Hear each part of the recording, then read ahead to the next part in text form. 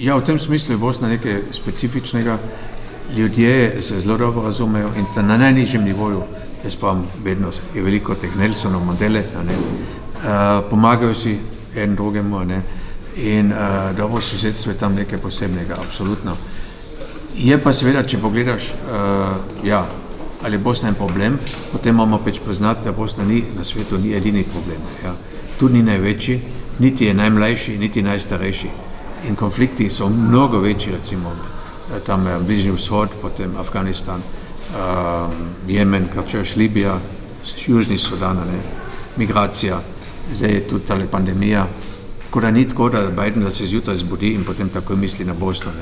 To sploh ni res. Ampak bo on imel svojo dobro ekipo ekspertov, ki bojo delali skupaj z Bruslom in z Berlinom, da se bo Bosna postavila na noge.